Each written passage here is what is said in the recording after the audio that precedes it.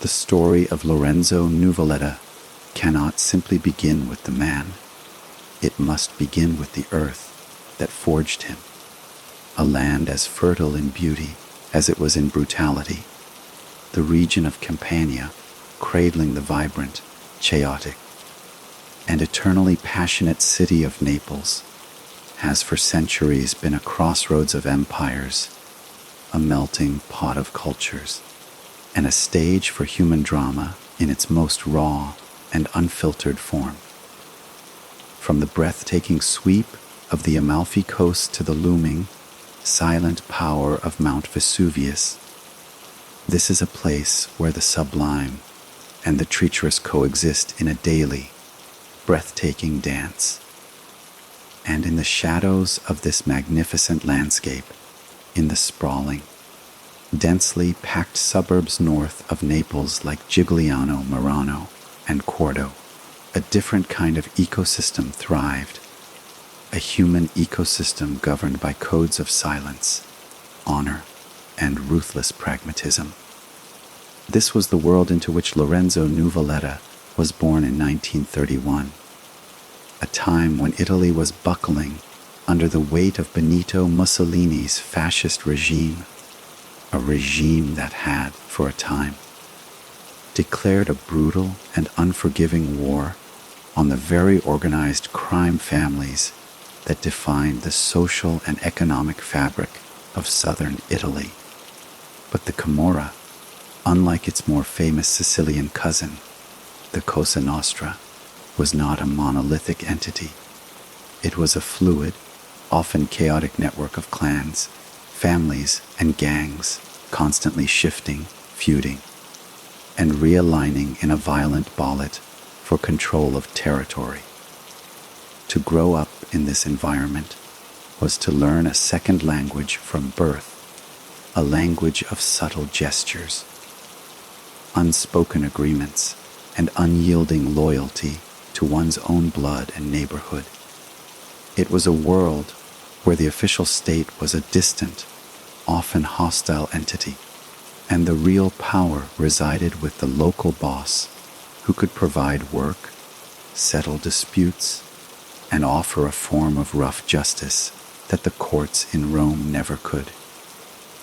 The young Lorenzo, known to those close to him as Renzo, would have absorbed these lessons not from textbooks, but from the very air he breathed, from the hushed conversations of men in corner cafes, from the sudden, fearful silence that would fall when a certain figure walked down the street, from the way his own family navigated the complex web of allegiances and enmities that defined their daily existence.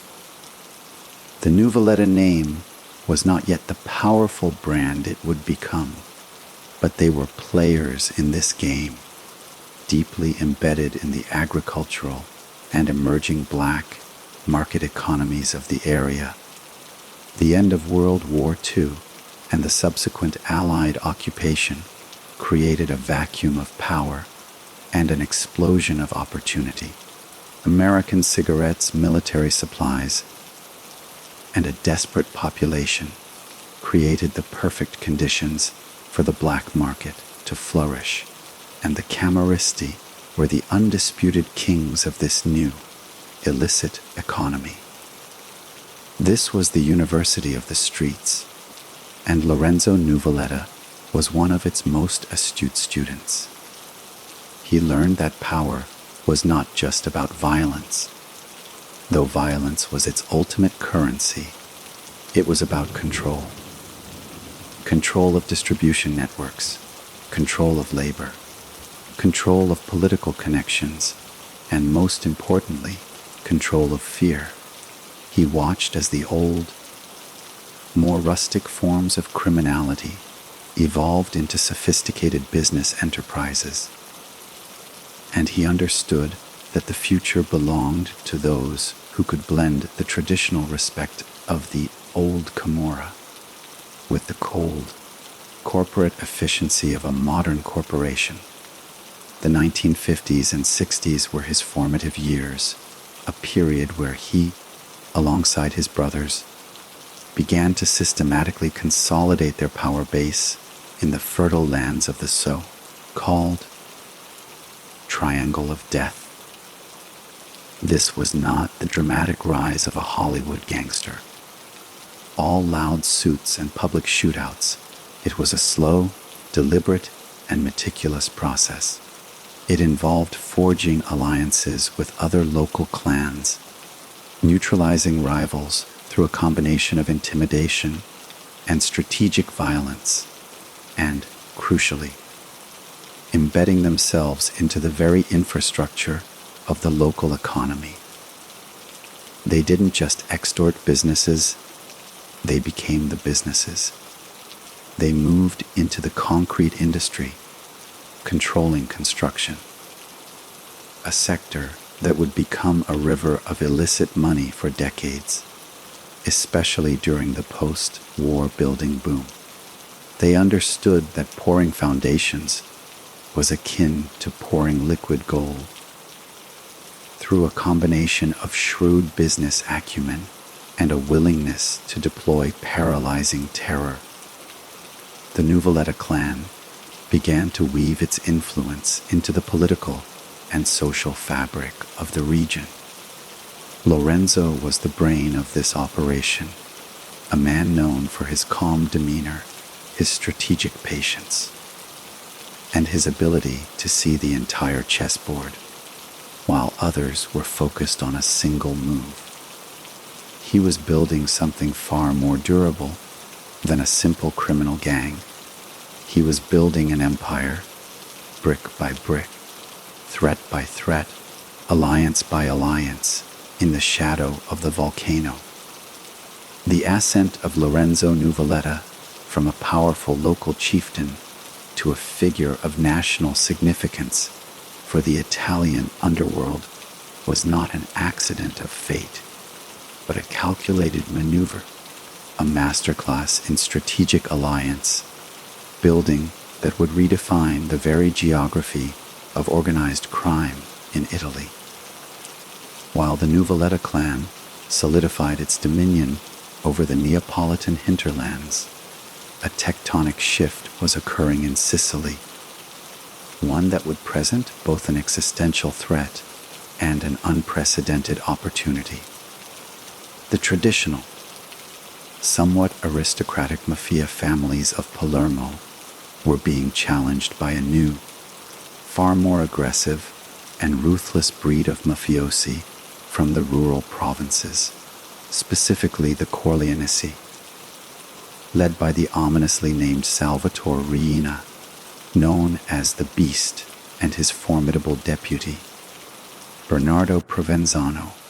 This was not merely a power struggle, it was a revolution, a war for the soul of Cosa Nostra, and its shockwaves would be felt from the cobblestone streets of Palermo to the bustling piazzas of Naples. Lorenzo Nuvoletta, with his almost preternatural foresight, understood that the insular, clan-based warfare of the old Camorra was a dead-end street. To survive the coming storm and to thrive in the new criminal landscape, he needed partners, and he needed to look beyond the borders of Campania. It was during this volatile period that the paths of the Nuvoletta clan and the rising Corleonesi faction began to converge, a partnership forged not in friendship, but in a cold, mutual recognition of strategic utility. For the Corleonesi, who were preparing for an all-out war against the more established Palermo families, an alliance with a powerful, well-organized clan from the mainland was a geopolitical masterstroke. It provided them with a safe haven outside of Sicily, a place to hide men, weapons, and illicit goods away from the prying eyes of the Sicilian police and their rivals. The ports of Campania, particularly Naples, became a critical logistical hub for the Corleonese's narcotics trafficking, a gateway to Europe for the heroin flowing in from the Middle East and later from the Golden Triangle. For Lorenzo Nuvoletta, the benefits were even more profound. An alliance with the most feared and ambitious faction of Cosa Nostra was the ultimate legitimizer. It elevated his status from that of a regional Camorra boss to a national player, a man who could sit at the table with the most powerful criminals in the nation. This relationship provided him with not just prestige, but also with a fearsome external army that could be called upon to tip the scales in any local conflict. It was a symbiotic relationship of blood and money. The Nuvolettas offered territory, logistical support, and political connections within the corrupt local apparatus of Campania, a region where they had deeply infiltrated the Christian Democratic Party.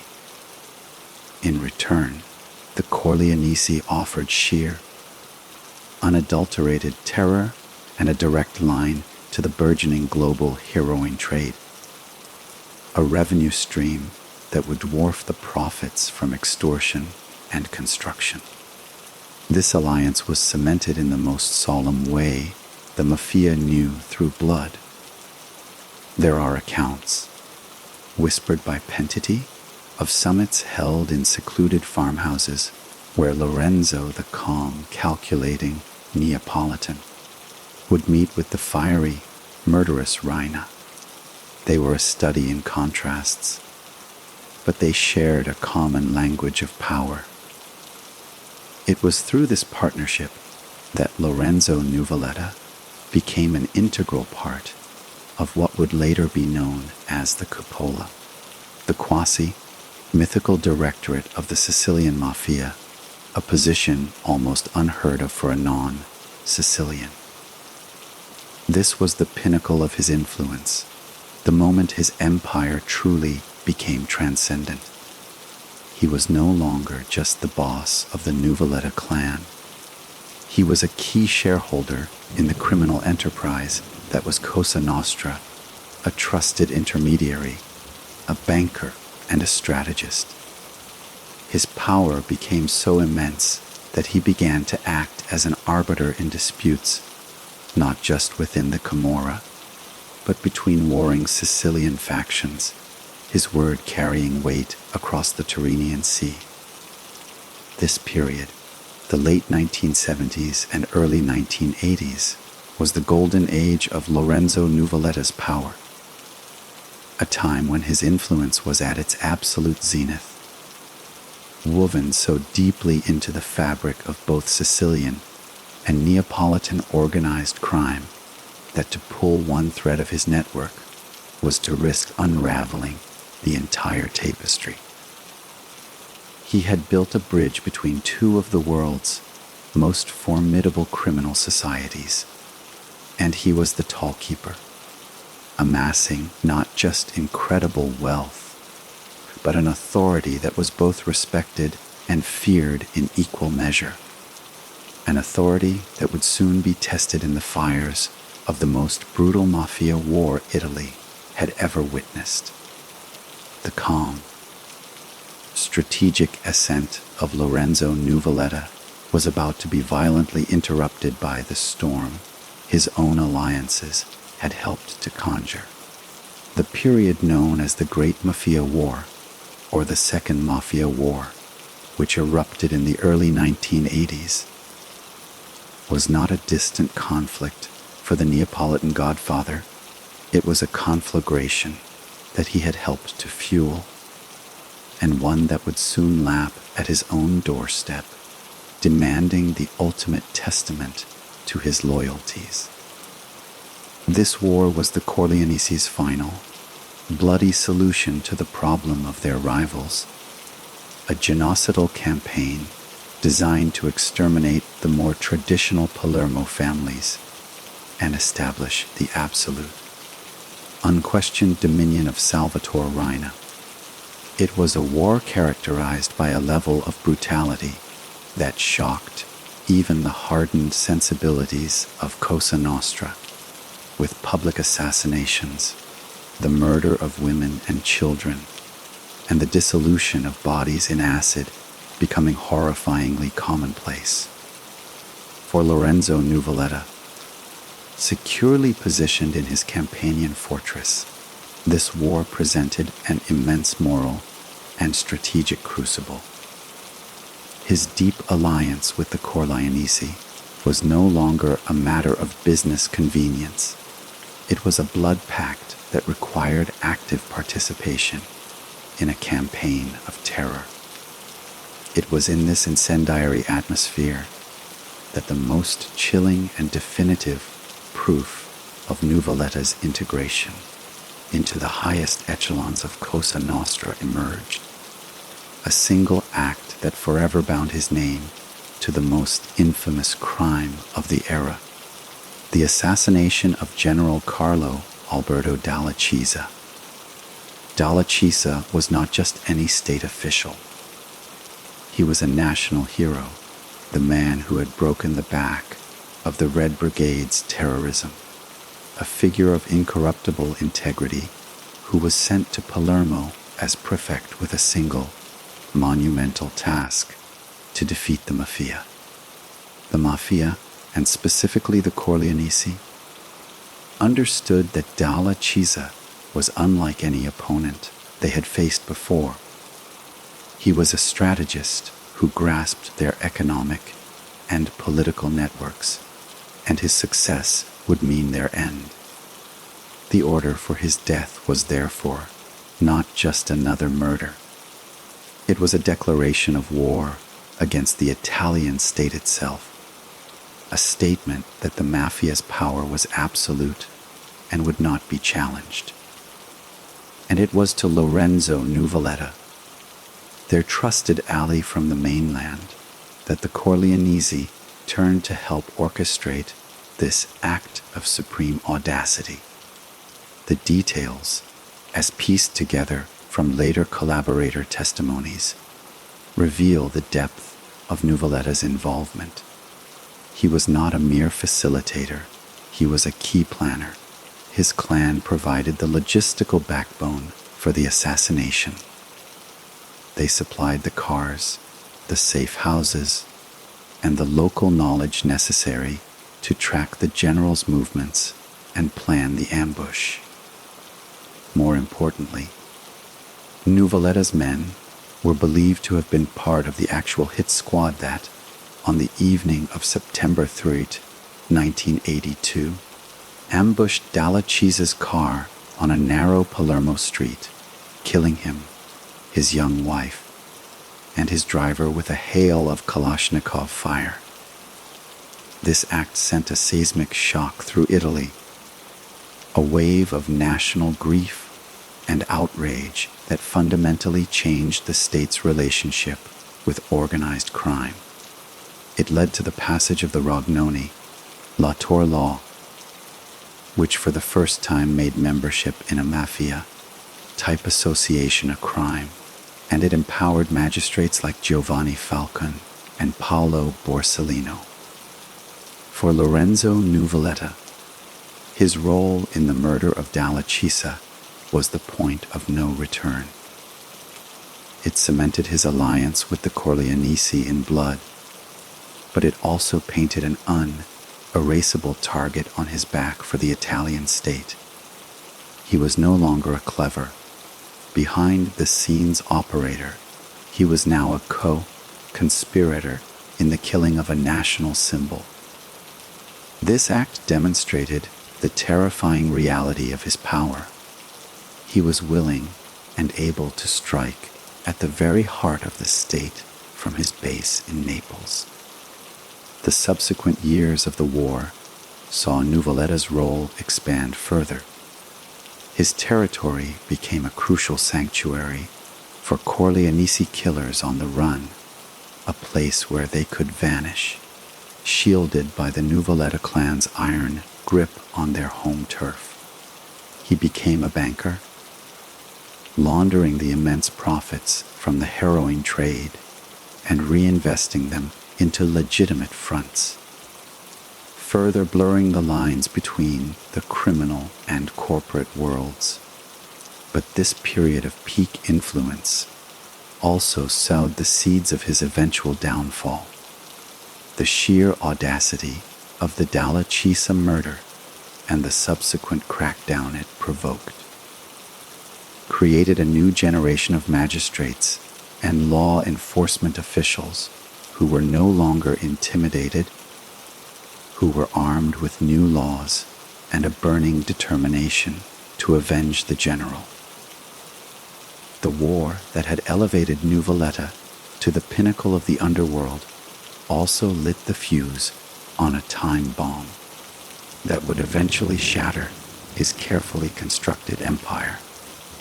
The aftermath of the Great Mafia War and the assassination of General Dalla Chiesa did not immediately shatter Lorenzo Nuvoletta's empire.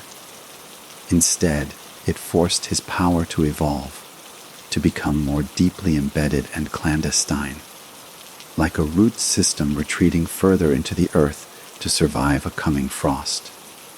The 1980s, which had begun with such public, brazen violence, transitioned into a period where the most successful mafiosi, Nuvoletta chief among them, mastered the art of invisibility. The state's response, though initially slow and grief-stricken, was gathering itself into an unprecedented force. The new anti-mafia laws, combined with the emergence of a small but growing number of pentiti, or collaborators of justice, began to create fissures in the once impenetrable wall of Omert.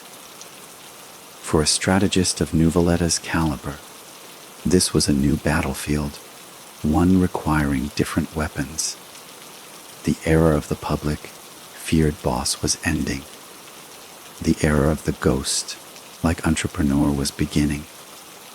Nuvoletta understood that the future of his organization lay not in dominating street corners, but in controlling the legitimate economy, in weaving his illicit capital so thoroughly into the fabric of legal business that it became indistinguishable.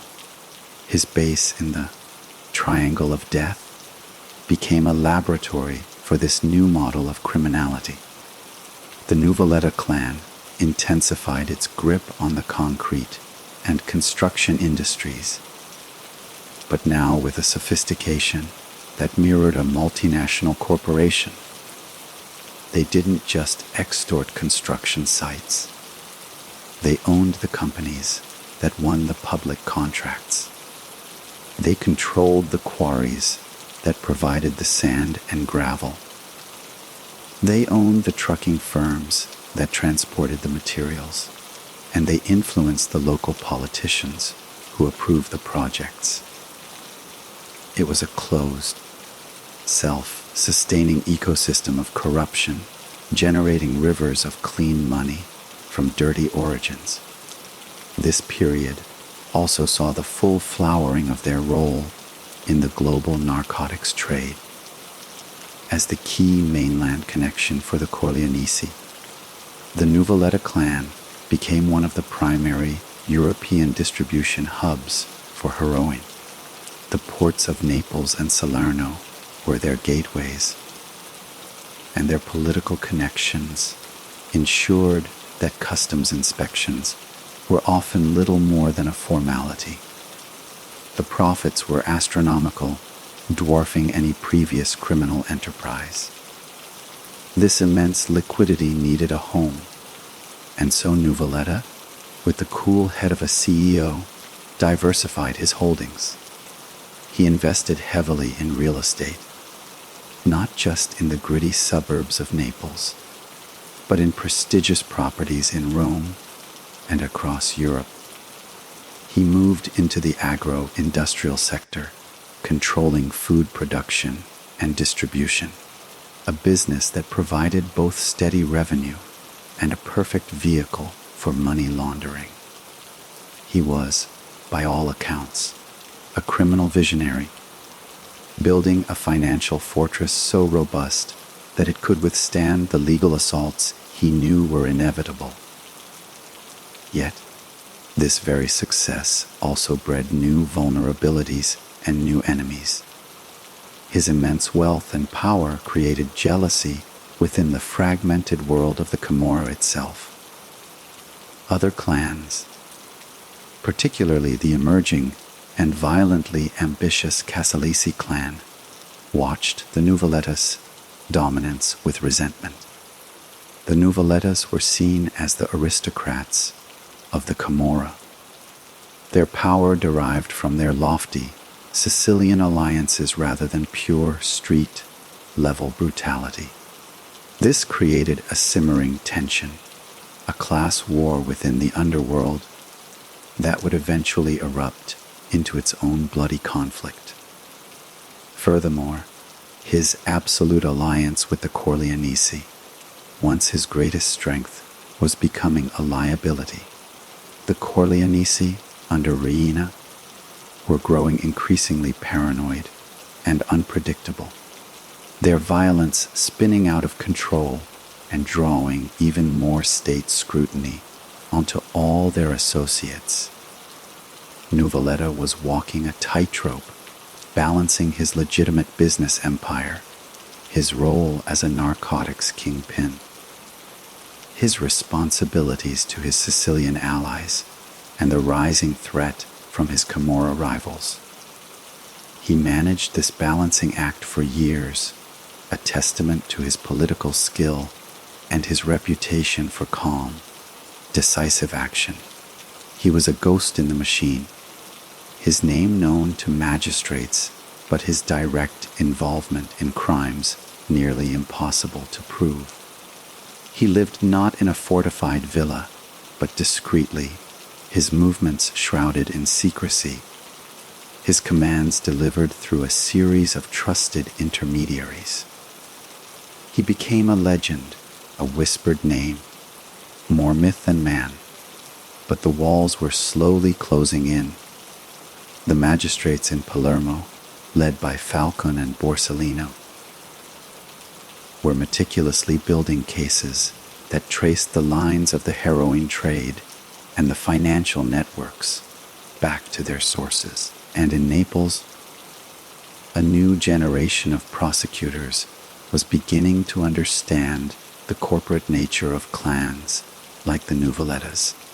The quiet, prosperous years of the mid-1980s were not a sign of permanent safety, but merely the eye of the hurricane, a temporary calm before the final devastating storm that would be unleashed from both within and outside his criminal world.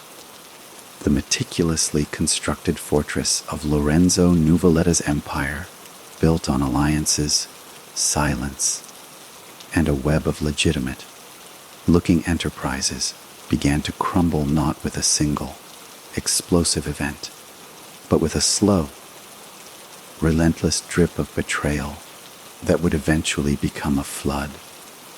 The first and most catastrophic breach in his defenses came from within the very heart of the organization he had helped to empower, the Sicilian Cosa Nostra. The catalyst for this collapse was the increasingly tyrannical and reckless reign of Salvatore Riina and the Corleonesi, the same brutal tactics that had won them the Mafia War, the indiscriminate murders of rivals, police, magistrates, and even their own members who questioned their authority, began to foster a deep-seated resentment and fear among the ranks. Mafiosi who had sworn a lifelong oath of omerta began to see that loyalty to Riina was a one-way street leading only to a grave or a vat of acid. This climate of terror produced the first major pentiti, men of honor who decided that collaboration with the state was their only path to survival. The most significant of these for Nuvoletta was Tommaso Buscetta, the first true pentito di sangs, collaborator of blood, a high-ranking mafioso whose comprehensive testimony in the mid-1980s provided magistrates Giovanni Falcon and Paolo Borsellino with the Rosetta Stone to decipher the secret language and structure of Cosa Nostra. Buscetta's declarations were a seismic event, but for Nuvoletta, the aftershocks were even more damaging. Buscetta spoke at length about the strategic alliance between the Corleonesi and the Nuvoletta clan, confirming Lorenzo's seat at the highest table of the cupola and detailing his role as a critical logistical and financial hub. He painted a picture of Nuvoletta not as a provincial Camorra boss, but as a pillar of the entire Italian mafia system. This testimony was devastating, but it was only the beginning. As the Maxi trial in Palermo got underway, a monumental judicial proceeding that would put hundreds of mafiosi in the dock, the Corleonesi's response was to intensify their campaign of intimidation, murdering anyone they suspected of collaboration. This, in a tragic irony, only created more pentiti. Each new murder, each act of brutality, pushed another terrified mafioso into the arms of the state, and each new collaborator in turn added another layer of detail to the picture magistrates were building of Lorenzo Nuvoletta's operations. They spoke of his calm authority in meetings, his role in moving money, his provision of safe havens, and his cold, calculating advice. The walls of Omert, which had protected him for decades, were now echoing with the voices of those who were breaking their vows. This cascade of betrayal from Sicily was compounded by growing tensions on his home turf in Campania. The younger, hungrier clans of the Camorra, particularly the Casalisi led by Antonio Bardolino, and then the Schiavone and Ziguria families, were no longer willing to accept the Nuvoletta clan's dominance. They saw the Nuvolettas as relics of an old system, too connected to the Sicilians and not brutal enough to control the new, violent landscape of the Camorra. A fierce and bloody war for control of the territory north of Naples began to simmer. A conflict over the immensely lucrative drug trade and the control of public contracts. This meant that Nuvoletta was now fighting a war on two fronts against the state, which was using the testimonies of his former allies to build an airtight case against him, and against his Camorra rivals, who were challenging his power with bullets and bombs. The pressure was immense and unrelenting. The once invisible Godfather was now the subject of multiple arrest warrants. He was forced to abandon his discreet lifestyle and go fully underground, becoming a latitante, a fugitive on the run. His life was now a constant rotation between safe houses, never sleeping in the same place twice, trusting only a handful of loyal lieutenants, his world shrinking to a few guarded rooms. The empire he had built, so vast and financially powerful, was now a liability, as every asset, every business connection, was a potential clue that could lead the carabinieri to his door. He was like a king who had been forced to flee his own castle, watching from hiding as his kingdom was besieged from without and betrayed from within. The calm, strategic mind that had built an empire was now entirely focused on a single, desperate Goal, survival. The downfall was not a sudden crash, but a slow, motion collapse. Each piece of his legacy chipped away by a new testimony, a new arrest within his clan, a new incursion by a rival gang. The legend of Lorenzo Nuvoletta was being systematically dismantled, one secret at a time, by the very culture of silence he had once embodied and which had now, irrevocably, turned against him. The life of a fugitive for a man of Lorenzo Nuvoletta's stature was not one of frantic hiding, but rather a grim, disciplined retreat into a shadow existence. A half-life where every creak of a floorboard could signal the end and every trusted face could conceal betrayal. His final years on the run, from the late 1980s until his death in 1994, were a masterclass in evasion, a testament to the deep reserves of loyalty he could still command and the intricate web of safe houses he had prepared for this very eventuality. He did not live in caves or remote mountain huts like some romanticized bandit. His hiding places were in plain sight, nestled within the communities his clan controlled.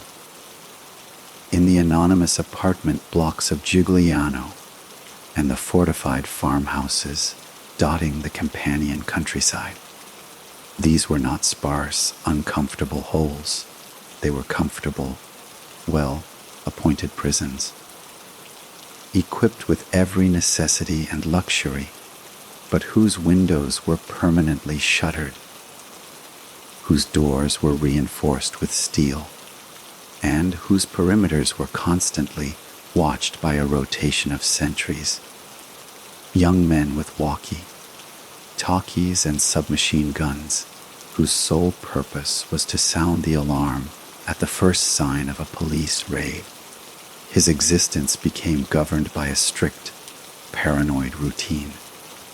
Movement was his greatest vulnerability, so he moved infrequently, and when he did, it was a meticulously planned military operation involving decoy cars, scouting parties, and multiple changes of route, communication with the outside world, with the managers of his still vast empire, was funneled through a single, trusted uomo di fiducia, a man of confidence who acted as his living telephone line, carrying messages and instructions back and forth. This isolation, however, came at a profound psychological cost.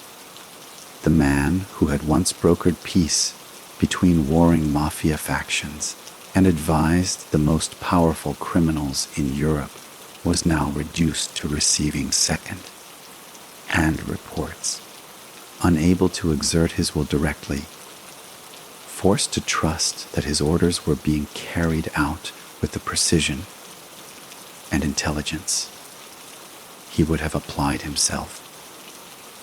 He was like a general who had lost the ability to see the battlefield, forced to command his armies through a thick, disorienting fog. This period also saw the slow but steady erosion of his power base. With the boss physically absent, the centrifugal forces within the clan began to pull it apart. Ambitious underbosses started to operate with more autonomy, making decisions that served their own interests rather than the grand strategy of the Nuvoletta dynasty. The war with the rival Casalisi clan intensified, and without Lorenzo's direct, authoritative hand to guide the military response, his clan began to lose ground, both territorially and in terms of prestige. Each piece of territory lost, each business usurped, was a piece of his legacy being chipped away. Furthermore, the state's noose was tightening with scientific precision. The Carabinieri and the Direzione investigative antimafia were no longer relying solely on the unreliable testimonies of pentiti. They were employing sophisticated electronic surveillance, tracking the financial flows of his companies and mapping the social relationships of his entire family and associati. They knew that to find the ghost, they had to find the machine that sustained him. They monitored the movements of his known lieutenants, tapped the phones of his lawyers and business associates, and patiently, painstakingly, began to triangulate his possible location. His world, which had once spanned continents, was shrinking to a few square kilometers. The immense wealth he had accumulated was now largely useless to him personally. He could not enjoy it in any meaningful way. He was a prisoner of his own power, a king ruling a decaying kingdom from a hidden bunker. The constant stress, the lack of sunlight and fresh air, the ever-present fear began to take a toll on his health. Whispers from the few who saw him during this period suggest a man aging prematurely, his body succumbing to the immense weight of his circumstances. Yet, even in this diminished state, his mind remained sharp, his authority unquestioned by those in his immediate circle. He continued to issue commands, to strategize, to attempt to manage the defense of his empire from his hidden command post. He was like a grand old oak tree, its trunk hollowed by disease and its branches battered by storms, but still standing, its roots, though weakened, still gripping the earth with a tenacious strength.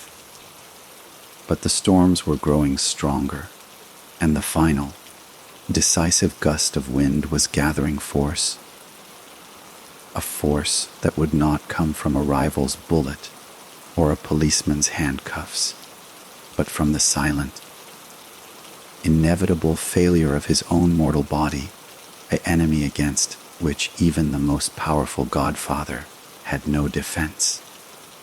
The end for Lorenzo Nuvoletta did not arrive in a dramatic shootout with police or a treacherous ambush by his rivals, but with a quiet, almost mundane finality that stood in stark contrast to the seismic upheavals of his life. In the final months of 1994, the man who had evaded the combined forces of the Italian state and the treachery of the underworld for years was ultimately cornered, not by an external enemy, but by the relentless, internal advance of a terminal illness, most widely believed to be cancer.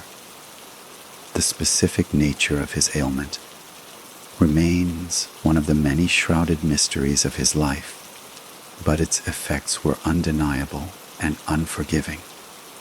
The disciplined, austere existence of the fugitive, with its poor nutrition, constant stress, and lack of proper medical care, had undoubtedly accelerated the disease's progression. In his final hideout, a secret, fortified apartment likely in his ancestral territory of Giuliano, the once formidable Godfather was reduced to a patient dependent on a small, trusted circle not just for his security, but for his basic bodily needs. The man who had commanded the flow of heroin across continents could no longer command his own physical suffering. This created an immense and insoluble dilemma for his inner circle. Bringing in an outside doctor, even a corrupt one, was an unacceptable security risk. The reward for information on Nuvoletta's capture was immense, and the temptation for any outsider would be too great. Therefore, his medical care was likely administered by someone within the organization, someone with limited knowledge, using medications procured on the black market. It was a desperate, losing battle.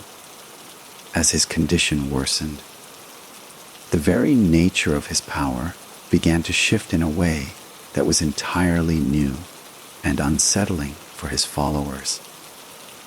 The authority of a mafia boss is predicated on an aura of invincibility, on the perception of strength and control.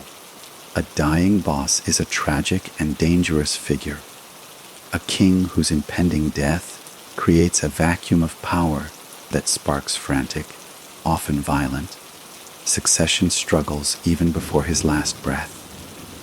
Lorenzo, in his more lucid moments, would have been acutely aware of this. His mind, still sharp, would have been racing, not with grand strategies for his empire, but with the grim logistics of his own demise and the fragile future of the Nuvoletta name.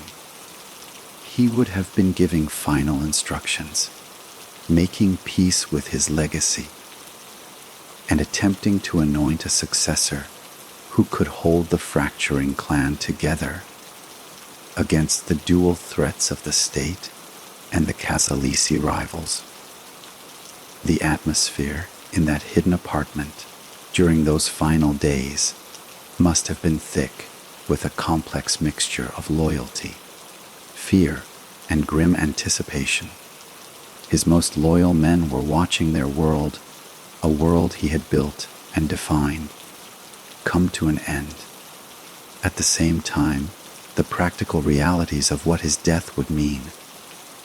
The inevitable power grab, the realignment of alliances, the potential for internal bloodshed would have been at the forefront of their minds. On December 15, 1994, the long struggle ended. Lorenzo Nuvoletta, the Neapolitan Godfather, the ally of the Corleonesi, the ghost of the Camorra, died in his bed, a free man but a prisoner of his failing body. The news of his death did not leak out immediately. His inner circle, following a pre-established protocol, kept his death a secret for a period of time, first to safely disperse and secure any sensitive materials in the hideout, and second, to manage the announcement in a way that would minimize the immediate shock to the organization and allow them to present a unified front. When the news was finally released, it sent a shockwave through the Italian underworld and the law enforcement agencies that had hunted him for so long. For his rivals, it was an opportunity. For the state, it was a moment of grim satisfaction mixed with frustration. Justice had been served by biology, not by the hand of the law. His funeral, when it was finally held, was a spectacle of contradictory forces. It was not a massive, public display like that of a state hero, but a tightly controlled, private affair in Giuliano. Yet it was attended by a who's who of the Campanian and Sicilian underworld, a silent, somber parliament of crime gathered to pay their respects. The presence of so many powerful mafiosi in one place would have been an intelligence goldmine for the police, who monitored the event closely, photographing every attendee, logging every license plate. The ceremony itself was a study in the duality that had defined his life, a public display of Catholic piety and mourning, masking the brutal, illicit power of the men gathered in the pews. With his burial, an era definitively ended. The Nuvoletta clan, while it did not disappear, lost its preeminent position, eventually being eclipsed by the more savagely ambitious and vertically integrated Casalisi clan. The bridge he had built between the Camorra and Cosa Nostra while not completely dismantled, never again held the same strategic weight it had during his pinnacle. His death marked the closing of a chapter in Italian organized crime, the end of the age of the strategic, political godfather, and the dawn of a new, even more fragmented and ferocious era. The physical death of Lorenzo Nuvoletta was merely the end of his biological story. The true, sprawling narrative of his life and its consequences began to unravel with even greater intensity in the years that followed, as his legacy was dissected, contested, and ultimately cemented in the annals of organized crime.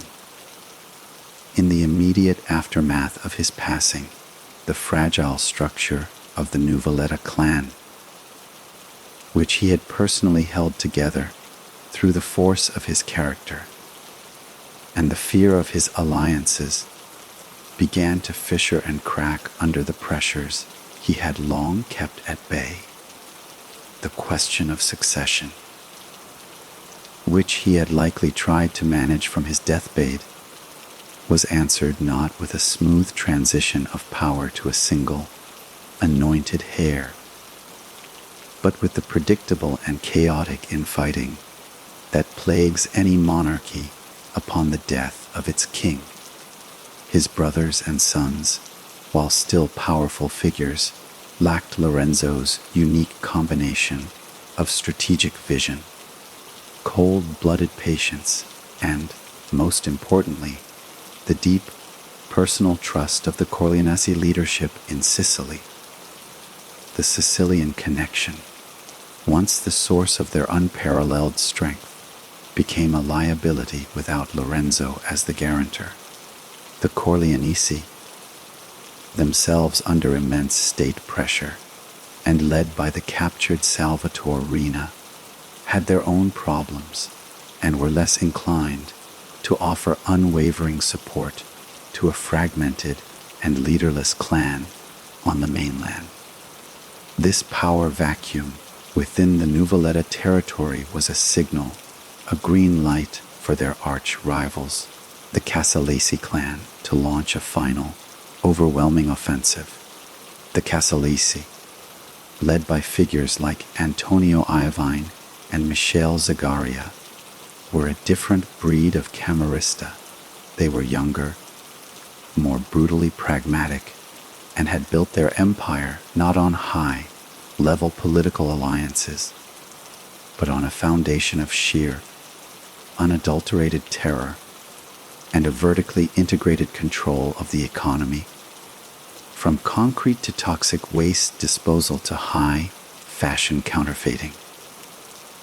The war that ensued in the farmlands north of Naples was one of the most brutal in the history of the Camorra, a conflict fought with ambushes, public assassinations, and a chilling willingness to target family members. Without Lorenzo's strategic mind to guide them, the Nuvoletta clan was slowly but surely pushed back, losing control of key territories, business interests, and political leverage. The clan did not vanish. Its name still carries weight in certain quarters, but it was decisively knocked from its perch as the preeminent power of the Camorra, relegated to a significant but secondary role in the ever-shifting landscape of Neapolitan organized crime. Simultaneously, the Italian state, which had been denied the satisfaction of capturing him, began the process of posthumously dismantling his empire. The extensive evidence gathered from pentiti, financial records, and surveillance was now used in a series of massive trials aimed at his heirs and associates. His brothers, his sons, and his most loyal lieutenants found themselves in courtrooms, facing charges that ranged from mafia association and murder to extortion and massive fraud. the trials painted an exhaustive picture of the Nuvoletta system, detailing its reach into local government, its control of the construction industry, and its role as a financial clearinghouse for illicit capital. The state systematically began to confiscate the assets that Lorenzo had so carefully accumulated: villas, apartment blocks, construction companies, tracts of agricultural land, and vast financial portfolios. This was a symbolic and practical death blow, the legal eradication of the wealth he had built a lifetime to acquire. Furthermore, his legacy became a central subject of study for magistrates and historians seeking to understand the evolution of the Italian mafias. He was recognized as a pivotal figure, a nexus point who proved that the Camorra was not just a local, disorganized criminal phenomenon, but could produce leaders of national and even international stature, capable of operating on the same level as the most powerful Sicilian families. His life became a case study in the hybridization of crime, a template for how traditional organized crime could morph into a sophisticated, corporate-style enterprise while maintaining its capacity for extreme violence. The story of Lorenzo Nuvoletta, therefore, did not end with his death in 1994. It simply entered a new phase where the man himself became a legend, a point of reference, and a warning. His rise demonstrated the heights achievable through intelligence and alliance. His downfall illustrated the inherent fragility of a power structure built on fear and betrayal, and his posthumous dismantling showed the relentless, if often delayed, pursuit of justice by a democratic state. He left behind a region still grappling with the deep-rooted corruption he exemplified, and a criminal landscape forever marked by his ambitious, tragic, and profoundly influential reign. To truly comprehend the phenomenon of Lorenzo Nuvoletta, one must look beyond the chronology of his life and into the very essence of his power. The philosophical and operational principles that distinguished him from the common thug and elevated him to the status of a criminal statesman. His was not a kingdom built on fear alone, though fear was an essential tool in his arsenal. It was an empire constructed on a profound understanding of economics, human psychology, and the intricate machinery of the state. At the core of his philosophy was a concept that many of his contemporaries, mired in the parochial violence of street-level control, failed to grasp true. Lasting power is not about dominating territory, but about controlling the flows within that territory.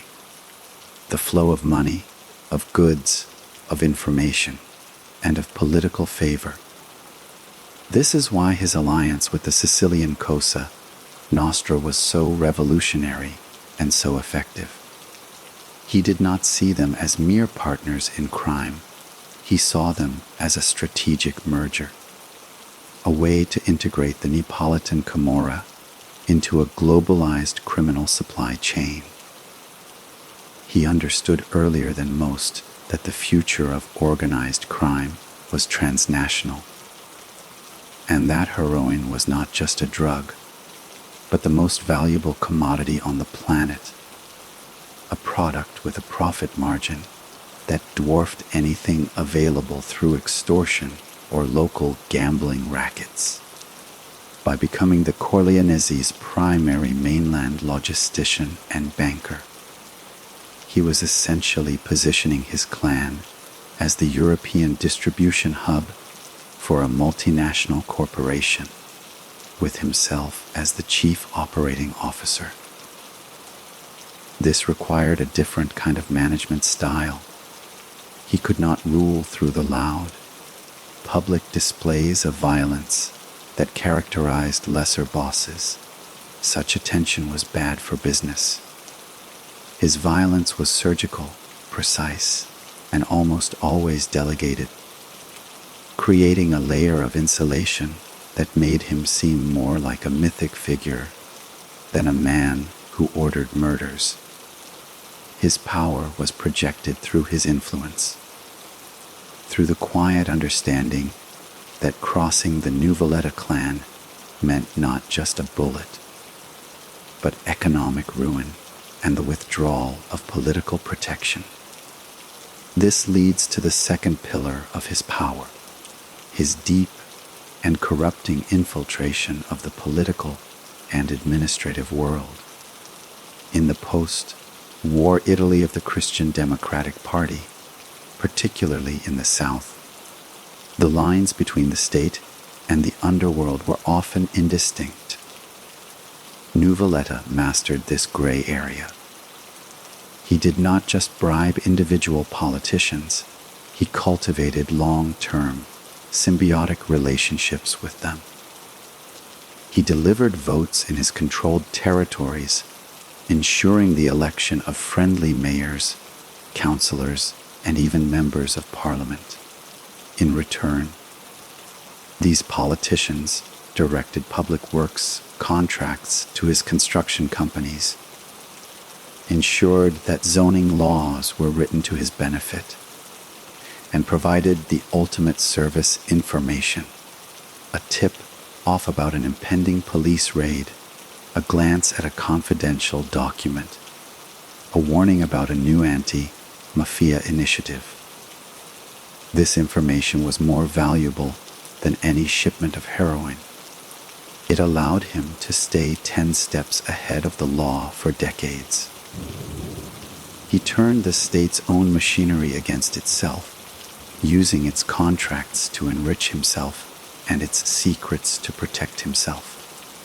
This system of power, both economic and political, required a specific personality to manage it, and Nuvoletta was the perfect man for the job. He was, by all accounts, a man of immense freddezza, coldness. He was not given to outbursts of anger or emotional displays. His calm demeanor was a weapon, unnerving his enemies and reassuring his allies.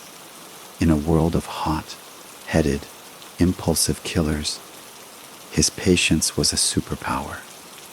He could wait for years to settle a score or to exploit an opportunity, a trait that made him incredibly dangerous and unpredictable in the long term, even as he seemed passive in the short term. He was a master of what the Italians call mentality, the specific mafia mindset that combines acute business sense with a rigid code of honor and an utter ruthlessness in its application. His word, once given, was considered binding, which is why his alliance with the Corleonesi held firm for so long. But this same commitment to his code also trapped him, forcing him to participate in the murder of Dalla Chiesa, an act that, while proving his loyalty, also guaranteed the full, unforgiving wrath of the state would eventually find him. In this sense, Lorenzo Nuvoletta was a tragic figure, a man whose immense intelligence and strategic vision were ultimately spent in the service of a self-destructive and parasitic system. He built a corporate empire, but its product was violence and corruption. He achieved a level of influence most criminals can only dream of, but it forced him to live as a ghost and die a fugitive. He was, in the end, the ultimate embodiment of the Camorra's potential and its inherent curse. A godfather who proved that organized crime could reach the highest levels of sophistication, but also that such heights offer no permanent sanctuary, only a more precipitous and inevitable fall. The intricate and shadowy financial empire that Lorenzo Nuvoletta constructed stands as a chilling testament to his genius, a blueprint for how illicit wealth could be laundered, multiplied, and woven into the legitimate economy on an industrial scale. To view him solely as a mafioso is to miss the larger picture. He was, in essence, the CEO of a vast, diversified conglomerate whose flagship division happened to be crime, the river of cash that flowed from his criminal ventures, primarily the heroin trade with the Corleonesi, but also extortion, kidnapping, and illegal arms dealing, presented a monumental problem: how to transform this unstable, dangerous torrent of physical banknotes into clean, investable capital. Nuvoletta's solution was a masterclass in financial engineering that predated the modern anti-money laundering laws designed to stop it. The first and most crucial step was the initial placement of the cash into the financial system, and for this, he exploited the construction industry, a sector perfectly suited for his needs. Construction is a cash-intensive business with highly variable costs. It is easy to inflate invoices, create phantom employees, or overstate the cost of materials. A Nuvoletta-owned construction company winning a public contract to build a road, for instance, could claim to have used twice the amount of asphalt actually needed, with the excess cash from the government contract serving to legally explain the illicit funds being pumped into the company's accounts. This was not small-scale fraud. It was a systemic manipulation of public works, a siphoning of state funds into mafia coffers on a massive scale. But his ambitions stretched far beyond concrete and asphalt. With the initial laundering complete, the now legitimized capital was deployed across a stunning array of sectors, transforming the Nuvoletta clan into a silent, powerful holding company with tentacles in every part of the Italian economy. He invested heavily in the agro-industrial sector, acquiring farms, food processing plants, and distribution networks. This provided a steady, legitimate cash flow and another perfect vehicle for moving money. The trade in agricultural products is international and often involves complex transactions that are difficult to track. A tomato processing plant could over-invoice for canned tomatoes sold to a foreign shell company, effectively transferring clean money abroad. He moved into the retail sector, owning supermarkets and chains of stores where daily cash sales could be easily commingled with drug profits. He acquired vast portfolios of real estate, not just in his home region, but in Rome, Milan, and across Europe. Properties that would appreciate in value and generate rental income, all while providing a tangible, respectable store of wealth. His financial acumen was most sharply displayed in his role as a banker, not just for his own clan, but for the Corleonesi themselves. He became a crucial node in the international movement of mafia capital, using a network of complicit professionals, accountants, lawyers, and financiers to shift millions across borders through shell companies in tax havens, false import-export loans, and complex webs of intercompany transactions. This required a deep understanding of international finance and a network of trusted contacts in Switzerland, Liechtenstein, and beyond. The sheer scale of this operation meant that the Nuvoletta fortune became deeply entangled with the legitimate Italian and European economy. His money was in the buildings people lived in, the food they bought in supermarkets, the roads they drove on. This was his ultimate insulation. To attack his wealth was to risk destabilizing a small but significant part of the economy. It created a form of systemic blackmail, making the state hesitant to move too aggressively for fear of the collateral damage. Yet, this very success also created a labyrinthine trail, a paper and electronic footprint that would eventually become his undoing. While he was alive, his personal authority and the wall of Omert protected these assets. But after his death, and with the advent of dedicated financial investigation units like Italy's Direzione Investigativa Antimafia, this vast network became a map for prosecutors.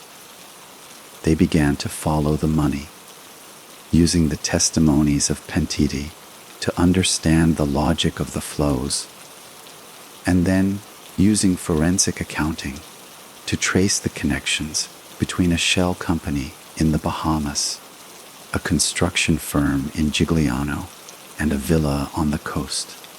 The posthumous dismantling of his empire by confiscation was, in many ways, a more profound defeat than a life sentence in prison would have been. It was the systematic erasure of his life's work, the demonstration that even the most brilliantly constructed criminal fortune could not be made truly permanent, that it always contained the seeds of its own destruction, waiting for a state with the will and the tools to find them. The world in which Lorenzo Nuvoletta operated was not a vacuum. It was a complex ecosystem of rivalries, alliances, and shifting loyalties. And to understand his reign is to understand his relationship with the other titans of the Italian underworld, figures whose own destinies were inextricably linked with his. His most significant and fateful relationship was, without question, with the Corleonesi of Sicily. But this was not his only connection to the powerful currents of organized crime that crisscrossed the nation. Another figure of immense stature, whose path intersected with Nuvoletta's in ways both collaborative and competitive, was Rafael Cutolo, the flamboyant and charismatic boss of the Nuova Camorra Organizzata, the NCO. Cutolo was Nuvoletta's antithesis in almost every way. Where Nuvoletta was calm, reserved, and corporate, Cutolo was theatrical, emotional, and revolutionary. Cutolo sought to unify the Camorra under his sole command, creating a centralized, almost militarized organization that recruited from the poorest and most desperate classes, offering them a sense of identity and power. His base was in the impoverished inner cities and the prisons, and his power was built on a cult of personality and sheer, overwhelming numbers. For the aristocratic clan-based Nuvoletta, who believed in power through bloodlines and strategic business alliances, Cutolo was a dangerous and vulgar populist, a man whose reckless ambition threatened to bring down the full wrath of the state upon all Camorristi. Their relationship was therefore one of inherent and violent conflict. The Nuvoletta clan became a central pillar of the Nuova Famiglia, the coalition of traditional clans formed for the sole purpose of destroying Cutolo's NCO. This was a civil war within the Camorra, a bloody conflict that claimed thousands of lives throughout the 1980s. For Nuvoletta, this war was a necessary purge. It was about preserving a certain traditional, more discreet model of mafia power against what he saw as Cutolo's destabilizing and attention-drawing model. His alliance with the Sicilian Corleonesi was crucial here, as they provided not just moral support, but also military aid and hitmen to help in the fight against Cutolo's legions. This demonstrated Nuvoletta's ability to play a multi-level game. He was simultaneously fighting a brutal street war against Cutolo on the mainland, while collaborating with the Sicilians on a national strategic level, all while managing his own legitimate business empire. Beyond Cutolo, his network extended to other key figures in the Cosa Nostra, beyond just the Corleonesi. He had dealings with the Greco family of Sicily, powerful traditionalists in Palermo, and with the Madonias, showing his ability to navigate the complex and treacherous politics of the Sicilian families, even as they warred amongst themselves. He was a known and respected figure in the cupola, the coordinating body of Cosa Nostra, and his opinion carried weight in their deliberations. This cross-regional influence was unprecedented for a Camorrista, and it marked him as a unique figure in the history of Italian organized crime. He was a bridge, a diplomat of the underworld, whose authority transcended the ancient rivalries between the island and the mainland. This web of relationships, however, was also a web of obligations and vulnerabilities. His commitment to the Corleonesi dragged him into the assassination of Dalla.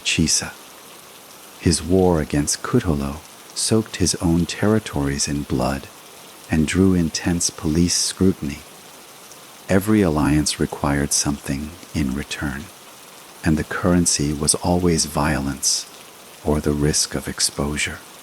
Furthermore, as the state's pressure intensified in the late 1980s and early 1990s, these relationships began to strain and fracture. The Maxi trial and the subsequent arrests of hundreds of mafiosi created an atmosphere of paranoia, where every conversation was potentially recorded, every associate a potential pentito. The once solid trust between the Sicilian and Campanian factions began to erode under the relentless pressure of the state's investigative efforts. The capture of Salvatore Riina in 1993 was a catastrophic blow to this network, severing the direct personal link between Nuvoletta and the Corleonesi leadership. The man who had built his power on his ability to connect and collaborate found himself increasingly isolated, his network disintegrating around him as his partners were captured, killed, or turned state's evidence. The story of Lorenzo Nuvoletta's relationships is therefore a story of the rise and fall of a criminal ecosystem. It shows how, at its peak, Italian organized crime was an interconnected network, a sinister mirror of the globalizing legitimate economy, with its own trade routes, financial systems, and diplomatic channels. And it shows how the destruction of one key node, like Nuvoletta himself, could send shockwaves through the entire system, leading to its eventual fragmentation and the rise of a new, more chaotic and less predictable order.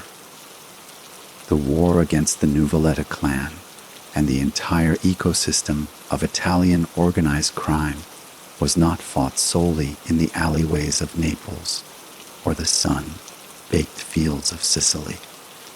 It was waged with equal ferocity in the courtrooms of Italy. A legal and intellectual battle that would redefine the nation's understanding of justice and forever alter the balance of power between the state and the mafia. This judicial offensive was spearheaded by a new breed of magistrate, men and women of profound courage and intellect, who approached the mafia not as a police problem, but as a complex social, economic, and political cancer that required a surgical, systematic response. The most famous of these were, of course, Giovanni Falcone and Paolo Borsellino in Palermo. But their work in Sicily created a template that was eagerly adopted by their equally determined colleagues in Naples, magistrates who began to focus their attention on the corporate, style criminality of clans like the Nuvolettas. The legal foundation for this new war was the Rognoni, La Torre Law of 1982, passed in the shocked aftermath of the Dalla Chiesa murder, which for the first time made the crime of mafia-type association a specific prosecutable offense. This was a revolutionary tool. It allowed magistrates to prosecute the entire structure of a criminal group, from the boss to the lowest soldier, based on their membership and the collective criminal purpose, rather than having to prove individual crimes for each member. For a clan like the Nuvolettas, which operated through a network of legitimate-looking businesses and intermediaries, this law was a direct threat to its very existence. The magistrates began to use this law not in isolation, but in combination with another powerful weapon, the testimonies of the pentiti, the collaborators of justice. The first wave of pentiti, like Tommaso Buscetta and Salvatore Contorno in Sicily, provided the broad, architectural understanding of Cosa Nostra, and they placed Lorenzo Nuvoletta squarely at the heart of its operations. But for the Neapolitan magistrates, it was the pentiti from within the Camorra itself who provided the granular, operational details of the Nuvoletta Empire. These men, often mid-level operatives who had been arrested and faced life in prison, were offered a path to redemption and protection in exchange for their complete and truthful testimony. Their confessions were a torrent of devastating information. They named names, described murders in chilling detail, revealed the locations of hidden arsenals, and, most importantly, for dismantling the financial empire. They explained the intricate mechanisms of the clan's money laundering operations. They identified the corrupt politicians on the payroll, the lawyers who acted as fronts, the accountants who cooked the books, and the businessmen who knowingly collaborated. This human intelligence was then cross-referenced with evidence gathered through increasingly sophisticated technical means. The Carabinieri and the Direzione Investigativa Antimafia began employing long-term surveillance operations, planting hidden microphones in cars, apartments, and even in the clubs where mafiosi gathered. They tapped phone lines for years, not to gather evidence of a single crime, but to map the entire social and criminal network. They used financial forensics to trace the movement of money from a street-level drug sale through a series of shell companies and into the purchase of a luxury apartment in Rome. The Maxi trial in Palermo, which ran from 1986 to 1992, was the monumental public showcase of this new methodology, and it resulted in hundreds of convictions, including in absentia for Lorenzo Nuvoletta for his mafia association and other crimes. But parallel to the Maxi trial, a series of equally significant, if less publicized, trials were underway in Naples, targeting the Nuvoletta clan specifically. These trials, with names like Maxi, Blitz, and Alpha, saw dozens of clan members, associates, and even the brothers of Lorenzo facing judges. The courtrooms became theaters where the hidden history of Campania was laid bare, where the seamless connection between political power, business, and murder was documented in thousands of pages of testimony and evidence. The magistrates, facing constant death threats and living under armed guard, pressed on with a determination that mirrored the patience of their quarry. They understood that they were not just prosecuting individuals, they were prosecuting a system. The conviction of a single killer was a minor victory. The conviction of an entire clan's leadership, coupled with the confiscation of its assets, was a strategic triumph. This prolonged legal assault had a corrosive effect on the Nuvoletta power structure. It created an atmosphere of perpetual insecurity, where trust evaporated and every member knew that their closest associate might be wearing a wire. It forced the clan's leadership, including Lorenzo, in his final years as a fugitive, to spend more time and energy on defense and evasion than on expanding their empire. The state, which had once been a corruptible and distant entity, was now a persistent, intelligent, and relentless enemy that was learning to fight on the mafia's own terrain of patience, strategy, and network analysis. The courtroom, therefore, became the final battlefield where the legacy of Lorenzo Nuvoletta was contested and where the state began to win, case by case, confession by confession, the war he had helped to start.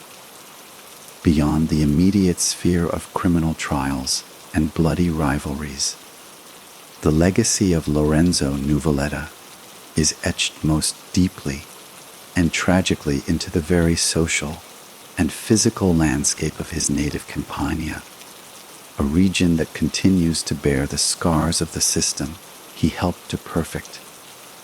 His reign, and that of the clans that followed him, was not a temporary affliction, but a fundamental reshaping of the region's economy, its political culture, and even the health of its environment, creating a toxic legacy that persists long after his death.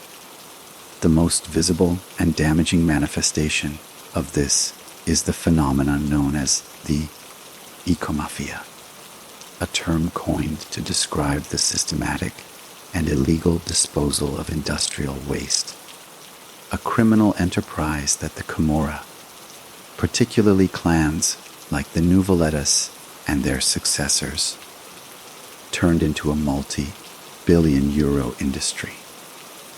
With their stranglehold on the construction and trucking industries, and their corrupt control of local governments, these clans were perfectly positioned to offer a solution to northern Italian industries that needed to dispose of toxic waste cheaply. The legal costs for proper disposal were exorbitant, but the Camorra would take it off their hands for a fraction of the price. This led to an environmental catastrophe of almost unimaginable scale, thousands of truckloads of carcinogenic sludge, heavy metals, asbestos, and other industrial poisons were not shipped to authorized treatment facilities, but were instead dumped illegally into quarries, buried on farmland, or even mixed with concrete and used to build roads and housing complexes. The fertile agricultural lands of the Triangle of Death, the very heartland of Nuvoletta's power, became a poisoned crescent. The toxic waste seeped into the aquifers, contaminating the water supply, and was absorbed by the soil, entering the food chain through crops and livestock. Epidemiological studies have since shown alarming spikes in certain cancers, birth defects, and respiratory illnesses in these areas, a silent, slow, moving public health disaster directly linked to the criminal practices institutionalized by the Camorra.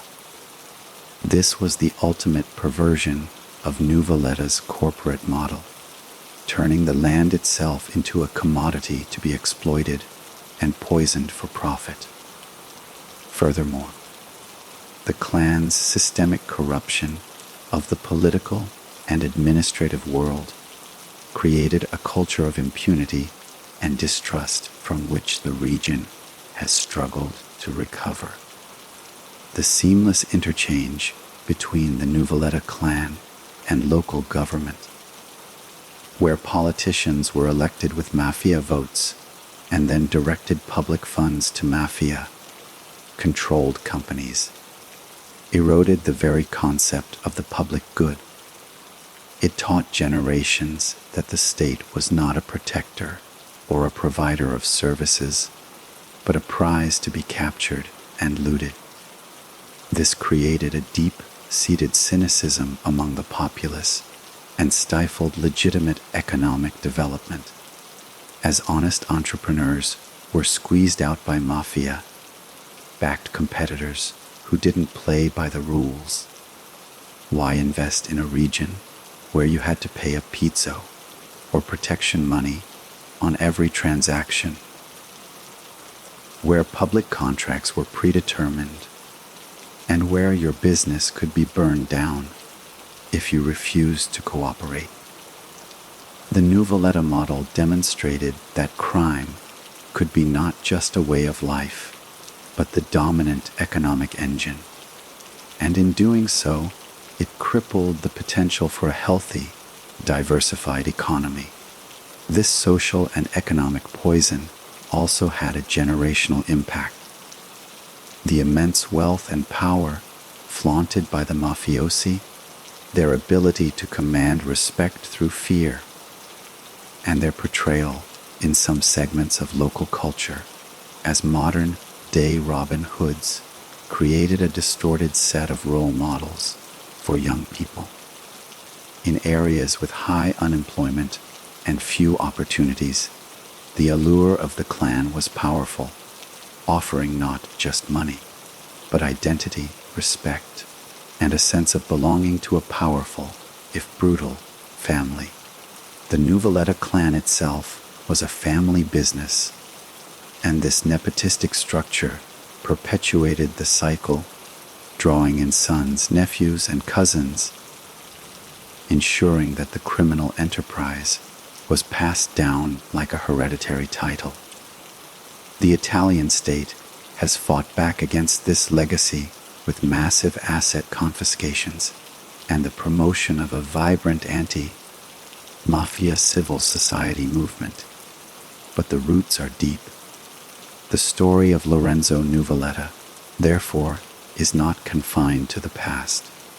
It is a story that continues in the elevated cancer rates in certain towns, in the struggling businesses that refuse to pay the pizzo, in the courageous journalists who investigate the toxic waste trails, and in the school teachers who try to instill a different set of values in the next generation. He built an empire that was, in the end, a parasite And like any successful parasite, it altered its host in fundamental ways, creating a reality where the most enduring and damaging crimes were not the individual murders, but the slow, institutionalized violence inflicted upon an entire region's future. The world of organized crime is one of perpetual metamorphosis, an ecosystem that adapts with chilling efficiency to external pressures. And the death of Lorenzo Nuvoletta and the subsequent fragmentation of his clan did not mark the end of the Camorra, but rather the end of a specific chapter and the violent beginning of another. The vacuum of power he left behind was not filled by a single, like-minded successor, but was instead seized by a new generation of clans that embodied a different, more ferocious and entrepreneurial criminal philosophy. The most prominent of these were the Casalesi, who emerged from the same fertile, bloody farmlands north of Naples, but who operated with a business model that was in many ways an evolution and in others a brutal rejection of the Nuvoletta way. The Casalesi, under leaders like Antonio Alvine, Michele Zagaria, and Francesco Schiavone, learned from Nuvoletta's corporate playbook, but discarded his restraint. They pursued vertical integration with the ruthlessness of a Fortune 500 company, seeking to control every single link in the economic chains they dominated. If they were in the construction industry, they didn't just control the company that won the contract. They owned the quarry that provided the sand, the plant that mixed the concrete, the trucking firm that delivered it, and the bank that financed the operation. Their expansion was aggressive and limitless, moving beyond traditional mafia sectors into high fashion counterfeiting, large-scale retail, and, most lucratively, the global trade in cocaine, which was steadily replacing heroin as the drug of choice in Europe. Their violence was also of a different order. While Nuvoletta's violence was often strategic and delegated, the Casalesi employed terror as a primary business tool. Their murders often designed to be spectacularly brutal and public, serving as advertisements for their ruthlessness. They were responsible for some of the most shocking killings of the period, including the 1999 murder of the young anti-mafia activist and journalist Giancarlo Ciani, and the 2004 shooting of a 13-year-old boy, Domenico Gabriele, caught in the crossfire of a clan war. Acts that demonstrated a chilling indifference to public opinion and the sanctity of innocent life. This new model proved to be incredibly resilient and financially successful, creating a criminal conglomerate with an annual turnover estimated in the billions of euros, far surpassing the wealth of the Nuvoletta clan at its peak.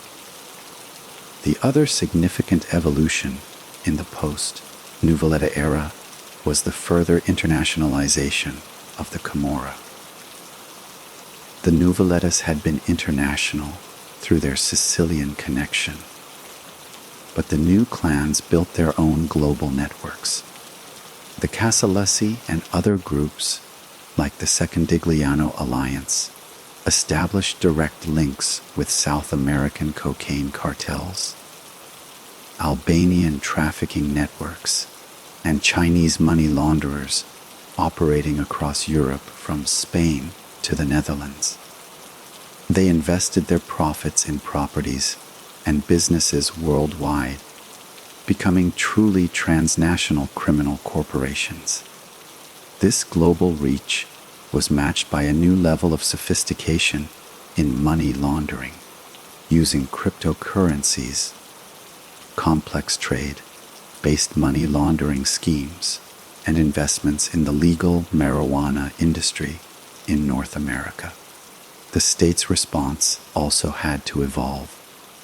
The success of the Falcon, Borsellino method, and the use of pentity continued, but law enforcement began to place a greater emphasis on financial intelligence and international police cooperation through agencies like Europol.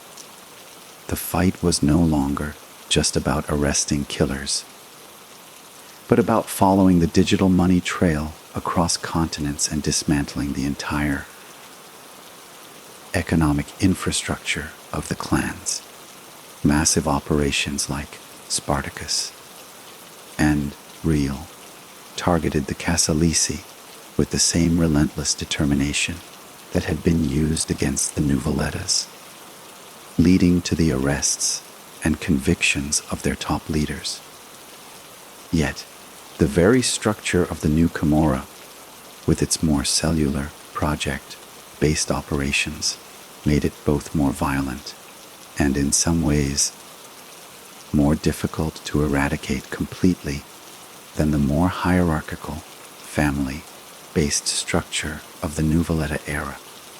The story of the Camorra after Nuvoletta is thus a story of adaptation and mutation.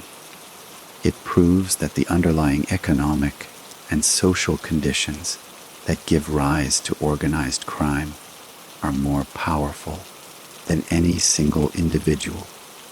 It shows that when one criminal model is suppressed, another, often more vicious and efficient one, emerges to take its place. Lorenzo Nuvoletta was a godfather of a certain time and a certain style, the political, strategic corporate boss.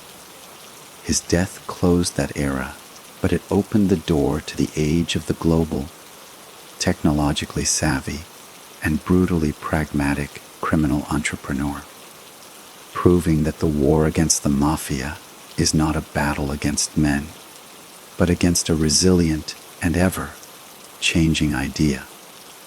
To truly grasp the enigma of Lorenzo Nuvoletta, one must venture beyond the cold facts of his criminal resume and into the realm of myth and memory.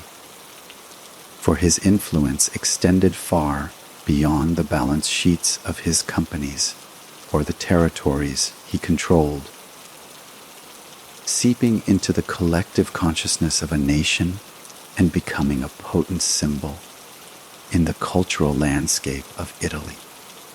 In the years following his death, the figure of the quiet, calculating godfather from Giuliano has been resurrected, reinterpreted, and repurposed in a multitude of ways, each reflection revealing as much about the society that remembers him as about the man himself. Within the insular, secretive world of the Camorra, his name evolved into a benchmark, a golden standard of strategic success and dignified power for aspiring mafiosi. He became a model to be studied and emulated, not for his violence, but for his intelligence. He was proof that a Camorrista could transcend the chaotic, street-level brawling of the Neapolitan underworld and operate on a national, even international, stage with the authority of a Sicilian Don. His legendary calmness, his freddezza, became a prized trait, a counterpoint to the impulsive brutality that often characterized lower-level gangsters. His story was told in hushed tones, a parable about the power of patience, alliance, and corporate thinking, a masterclass in how to build an empire that was both financially robust and politically insulated. This internal mythology ensured that his operational principles, the emphasis on controlling the legitimate economy, the cultivation of political connections, the strategic use of violence would outlive his physical organization and become foundational tenets for the next generation of clans, even those who were his sworn enemies. In stark contrast, in the world of journalism, literature, and film, Lorenzo Nuvoletta became a central character in the great national tragedy of Italy's struggle with the mafia. He was no longer just a criminal. He was a key to understanding a complex and dark period of recent history. His role in the Dalla Chiesa assassination made him a figure of paramount importance in the narratives constructed by magistrates and reporters trying to explain how the state had lost its way. He appeared in the best-selling books of authors like Roberto Saviano, who in Camorra dissected the modern Camorra, often using the Nuvoletta model as a historical reference point to explain the present. In these works, he is portrayed not as a romantic anti-hero, but as the architect of a system, a cog in the vast, ruthless machine of power that connects political parties in Rome to murder on the streets of Palermo. He becomes a symbol of the third level, the shadowy interface where the mafia, politics, and business seamlessly merge, a concept that he embodied perhaps more completely than any other Camorrista of his time. This portrayal is necessarily dark, a cautionary tale about the corrosive nature of absolute power and the deep-rooted corruption that can fester within a democracy. And then there is the popular perception, the folkloric image that trickles down into the collective imagination. Here, the lines between history and legend blur.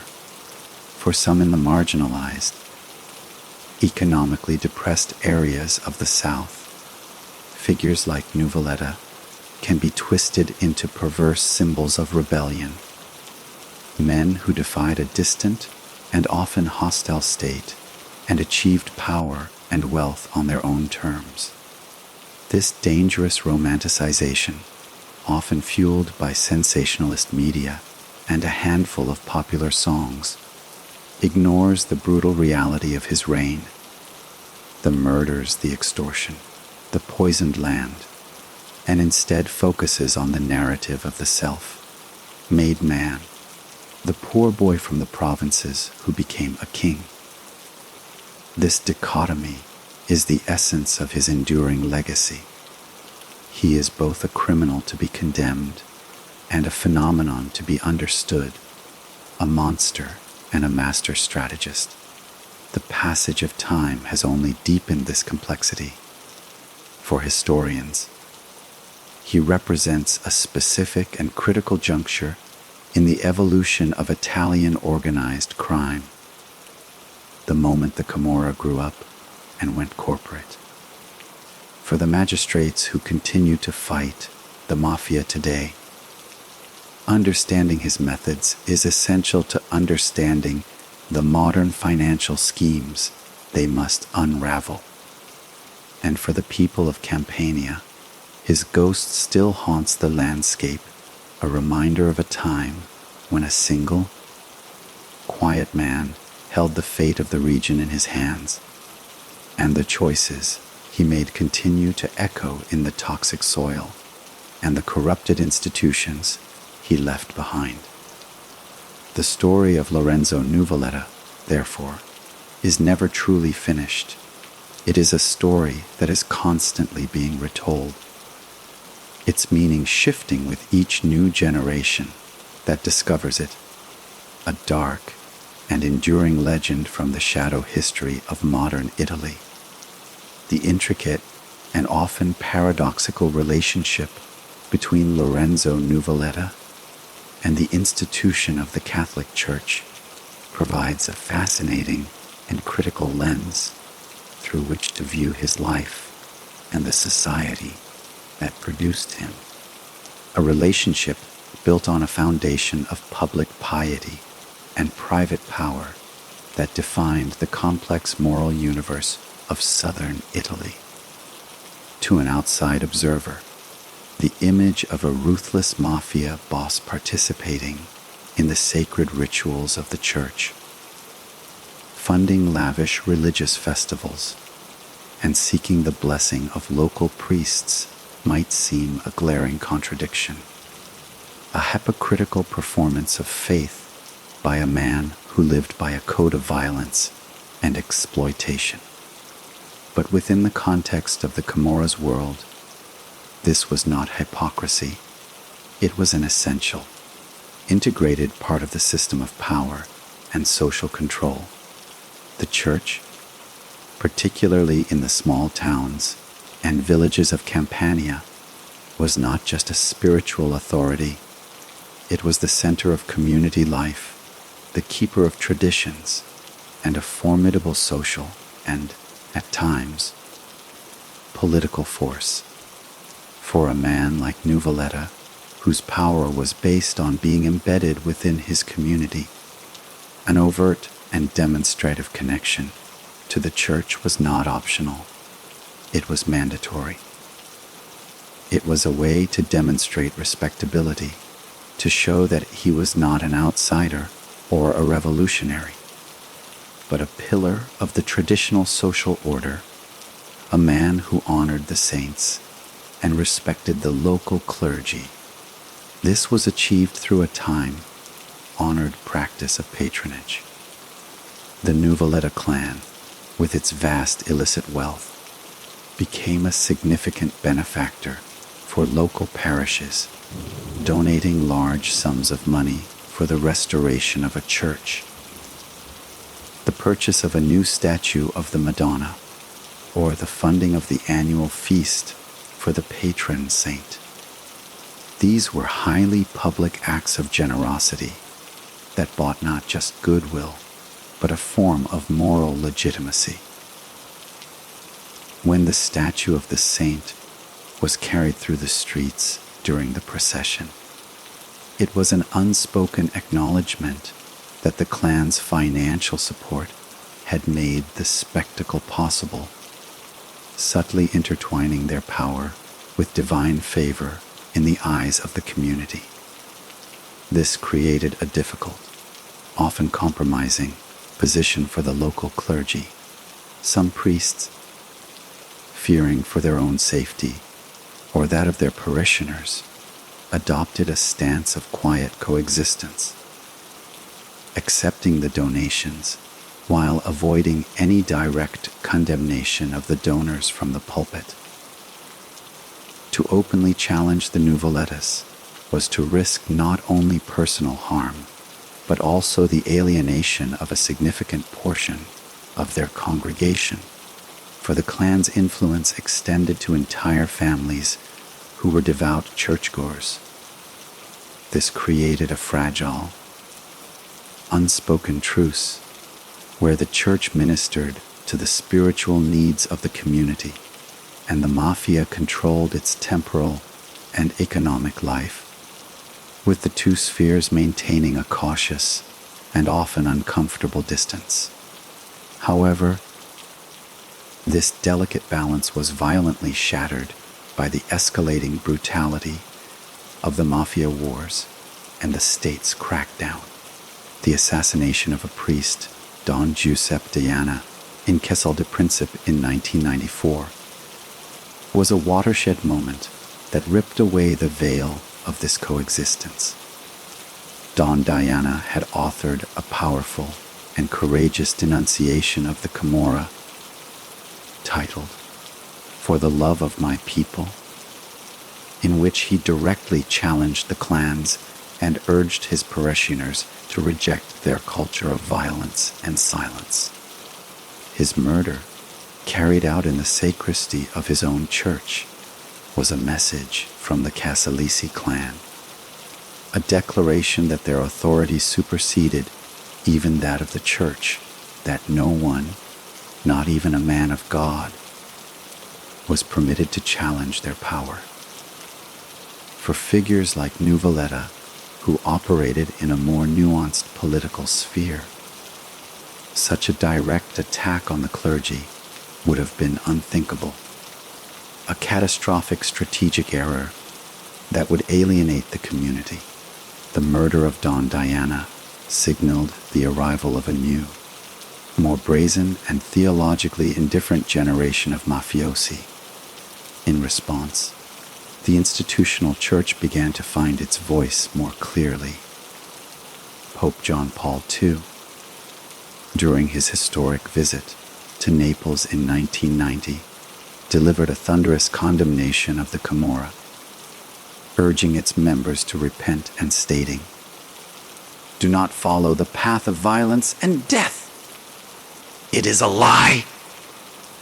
This was followed by increasingly forceful statements from cardinals and bishops in the region, who began to explicitly deny mafiosi the sacraments and refuse their tainted money, recognizing that the acceptance of such donations was a form of moral complicity.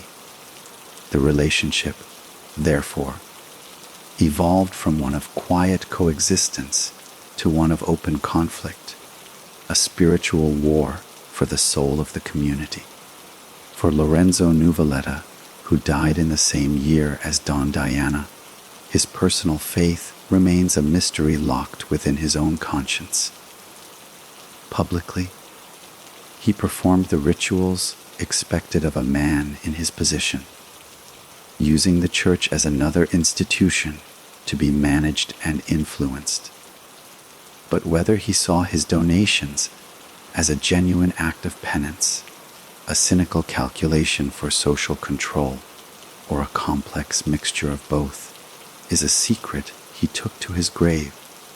His story with the church ultimately reflects the larger tragedy of the South, a place of deep, authentic faith, where the rituals of religion provided comfort and identity, but where that very faith was systematically exploited by criminal power, creating a moral landscape of profound and enduring complexity. The final, enduring mystery of Lorenzo Nuvoletta, the question that hangs over his legacy like a persistent fog, is not what he did, but who he truly was behind the carefully constructed facade of the calm, corporate godfather. The historical record provides us with the architecture of his power, the blueprint of his empire, and the chronology of his crimes, but the inner man, the consciousness that inhabited that formidable figure, remains elusive, a shadow moving behind a smoked glass window. We know his actions, but we can only speculate on his motivations, his regrets, his fears, and the private cost of the monstrous path he chose. Was he, at his core, a cynical opportunist who saw the crumbling institutions of post-war Italy as a golden chance for enrichment and power, a man devoid of any moral compass except that of his own ambition? Or was he a tragic fatalist, a product of his environment, who simply accepted the rules of the world he was born into and played the game with a brilliance that few could match? The evidence points to a complex and likely contradictory psychology. His legendary calmness, his freddezza, suggests a man who had mastered his emotions, who had compartmentalized his life so thoroughly that the man who discussed a multi-million-dollar heroin shipment in the afternoon could sit down to a family dinner in the evening without a flicker of unease. This ability to bifurcate his existence was essential for his survival and his success. It allowed him to function in the legitimate business world, to interact with politicians and bankers, while simultaneously presiding over an organization that employed torture and murder as standard operating procedures. There must have been, however, moments when these two worlds collided, when the human cost of his decisions pierced the armor of his composure. Did he ever think about the widow of a man he had ordered killed? Did the poisoning of his ancestral lands with toxic waste, a crime that would sicken generations of his own people, ever give him a moment of pause? Or had his worldview become so distorted by power that he saw these not as tragedies, but as necessary externalities in the grand operation of his business? His relationship with his family offers another tantalizing clue. By all accounts, he was a devoted family man, deeply connected to his brothers and his children. This is a common trait among mafiosi, whose loyalty to blood is the foundation of their entire criminal philosophy. But this very devotion creates a profound moral schism. How does a man who clearly values the safety and future of his own children rationalize ordering the murder of another father, or condoning the shooting of a child like Domenico Gabriel? This cognitive dissonance is perhaps the key to understanding the mafia mindset, a mindset Nuvoletta embodied perfectly. It is a tribal morality, where the well-being of the in-group justifies any atrocity committed against the out-group. In his final years, as a fugitive dying of cancer, he had nothing but time for reflection. Trapped in a safe house, his body failing, his empire under assault from the state and his rivals, what were his final thoughts? Was there a sense of pride in what he had built, a grim satisfaction that he had, against all odds, lived and died as a free man, never having spent a night in a state prison? Or was there a crushing sense of futility, the realization that all the wealth, the fear, the power had ultimately led to this a lonely, painful death in a hidden room, his name destined to be remembered not as a great leader, but as a particularly successful criminal? The fact that he never sought a negotiation with the state, never attempted to become a pentito to save himself or his fortune, speaks volumes. It suggests that he remained, until his last breath, committed to the code of Omert, to the identity he had constructed for himself. To break that code would have been a betrayal of his entire life's meaning. In the end, the silence of Lorenzo Nuvoletta is perhaps the most revealing aspect of his character. He left no memoirs, no confessional letters, no deathbed revelations. He maintained his control, his discipline, and his secrets until the very end. This final, unyielding silence forces us to look at his life as a whole to find its meaning. It was a life of immense agency and profound consequence. He was not a puppet of fate. He was a puppeteer who pulled the strings of countless lives, shaping the destiny of a region. He demonstrated the terrifying potential of human intelligence when it is utterly divorced from ethical constraints. His story is a dark mirror held up to society, reflecting back the consequences of corruption, inequality, and the failure of institutions. The enigma of Lorenzo Nuvoletta, therefore, remains unresolved because it is not a puzzle to be solved, but a warning to be remembered, a permanent question mark about the price of power and the shadows that dwell within the human heart. the sprawling, interconnected narrative of Lorenzo Nuvoletta's life and the criminal empire he built did not conclude with his death.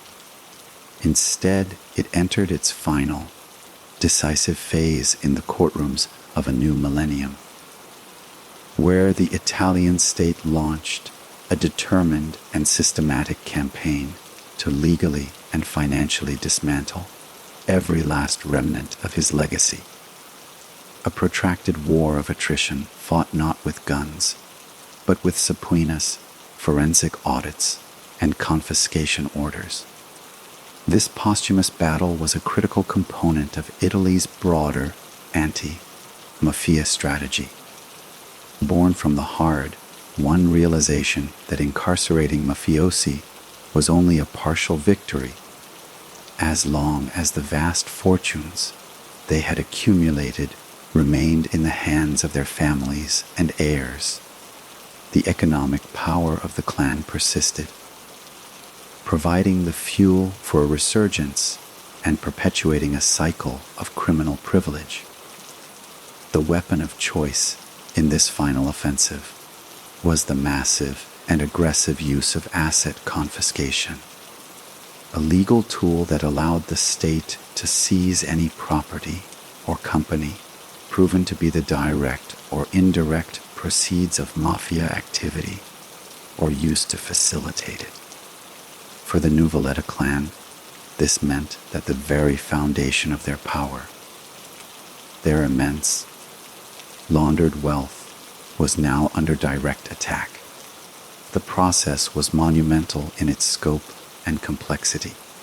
Squads of financial police and magistrates, armed with the testimonies of pentiti and years of accumulated evidence from previous trials, began to painstakingly trace the labyrinthine ownership structures of Nuvoletta's holdings. They followed the paper trail from a modest-looking construction firm in Giugliano to a shell company in Luxembourg, from a bustling supermarket chain to a luxury hotel on the Amalfi coast. They proved in court that these assets, though they appeared legitimate on the surface, were in fact nourished by the illicit rivers of money from drug trafficking and extortion. The confiscations that followed were not merely symbolic, they were devastatingly comprehensive. The state seized hundreds of properties, the villas where the family lived, the apartment blocks that generated rental income, the farmland that had been in their name for generations, the quarries that supplied their construction companies, and the commercial enterprises that formed the public face of their empire.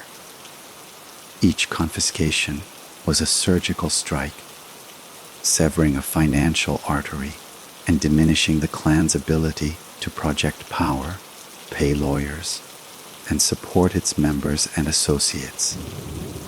Parallel to this financial dismantling, the state continued its judicial pursuit of Nuvoletta's heirs and lieutenants in a series of major trials that stretched into the 2000s and 2010s.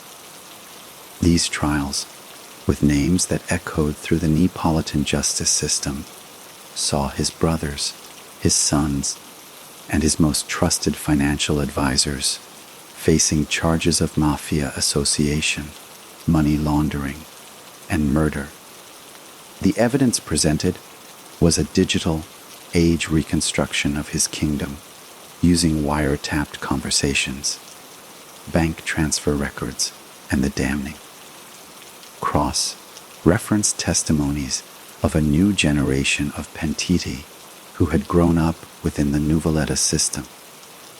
The outcomes were a mixture of victories and setbacks for the state, as is often the case in complex mafia trials, but the cumulative effect was the relentless grinding down of the clan's operational capacity and morale, the most significant psychological blow however, was the state's repurposing of the confiscated assets.